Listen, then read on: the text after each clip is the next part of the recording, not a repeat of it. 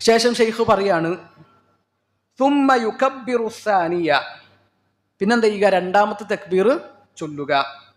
വയുസല്ലി Allen നബി സല്ലല്ലാഹു അലൈഹി വസല്ലം കസലാത്തിഹി ഫിത്തശഹുദി. രണ്ടാമത്തെ തക്ബീർ ചൊല്ലിയിട്ട് എന്താണ് പ്രാർത്ഥിക്കേണ്ടത്? മയ്യിത്ത് നിസ്കാരത്തിൽ നബി സല്ലല്ലാഹു അലൈഹി വസല്ലമയുടെ പേരിലുള്ള സ്വലാത്താൻ. അവിടെ മയ്യിത്ത് നിസ്കാരത്തിന് മാത്രം പ്രത്യേകമായിട്ട് എന്ത് ചെയ്തിട്ടില്ല? ഒരു സ്വലാത്ത് വന്നിട്ടില്ല. മയ്യിത്ത് നിസ്കാരത്തിൽ നിങ്ങൾ ഈ സ്വലാത്താണ് ചൊല്ലേണ്ടതെന്ന് പറഞ്ഞിട്ട് പ്രത്യേകമായിട്ടുള്ള ഒരു സ്വലാത്ത് വന്നിട്ടില്ല. അപ്പൊ നമ്മൾ ഏത് സ്വലാത്ത് തന്നെ ചൊല്ലുക? നിസ്കാരത്തിൽ സാധാരണ നമ്മൾ ചൊല്ലുന്ന സ്വലാത്ത് തന്നെയാണ് ചൊല്ലേണ്ടത്. അല്ലാഹുമ്മ സ്വല്ലി അലാ മുഹമ്മദിൻ വഅലാ ആലി മുഹമ്മദ് കമാ സ്വല്ലൈത അലാ ഇബ്രാഹീമ വഅലാ ആലി ഇബ്രാഹീം ഇന്നക ഹമീദും മജീദ്. അല്ലാഹുമ്മ ബാരിക് അലാ മുഹമ്മദിൻ വഅലാ ആലി മുഹമ്മദ് കമാ ബാറക്ത അലാ ഇബ്രാഹീമ വഅലാ ആലി ഇബ്രാഹീം ഇന്നക ഹമീദും മജീദ്. വേറെയും രൂപങ്ങൾ എന്ത് ചെയ്തിട്ടുണ്ട്? ഹദീസിൽ വന്നിട്ടുണ്ട്. എന്നാൽ വന്ന രൂപങ്ങളിലൊന്നും ഏത് പദമില്ല. അല്ലാഹുമ്മ സ്വല്ലി അലാ സയ്യിദിന മുഹമ്മദ് എന്നുള്ള രൂപം എന്ത് ചെയ്തിട്ടില്ല? ഈ വന്ന സ്വലാത്തുകളുടെ രൂപങ്ങളിലൊന്നും ഇല്ല. അപ്പൊ അത് നമ്മൾ നിസ്കാരത്തിൽ ഒഴിവാക്കുന്നതാണ് വേണ്ടത്. കാരണം യാ അയ്യുഹല്ലദീന ആമനു സ്വല്ലു അലൈഹി വസല്ലിമു തസ്ലീമ എന്ന ആയത്തിറങ്ങിയപ്പോൾ സ്വഹാബിമാര് നബിന്റെ അടുക്കൽ വന്നു.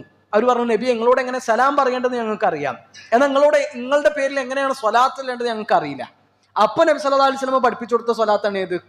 ഇബ്രാഹിമിയ സ്വലാത്ത്. അപ്പൊ ആ സ്വലാത്താണ് എന്ത് ചെയ്യേണ്ടത്? നിസ്കാരത്തിൽ നമ്മൾ ചൊല്ലേണ്ടത്. അവിടെ എന്തില്ല? സയ്യിദുന എന്ന പ്രയോഗം ഇല്ല. ശരിക്കും സയ്യിദുന എന്ന് പറഞ്ഞു, അതെ, ആ രൂപം വന്നിട്ടുണ്ട്. ഹദീസിൽ വന്ന രൂപം തന്നെയാണ് ഫിൽ ആലമീന ഇന്നക ഹമീദും മജീദ് എന്നുള്ളത്. വേറെ റിപ്പോർട്ടാണ്, രണ്ടും ആകാം. എന്നാൽ സയ്യിദുന എന്ന് അവിടെ ഇല്ല.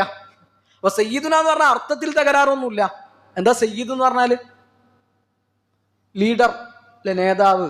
നബി അല്ലാതെ പിന്നെ ആരാ നമ്മളെ നേതാവ്? നബി തന്നെയാണ് നമ്മൾ ലീഡർ. എന്നാൽ അങ്ങനത്തെ ഒരു പദം എന്ത് ചെയ്തിട്ടില്ല?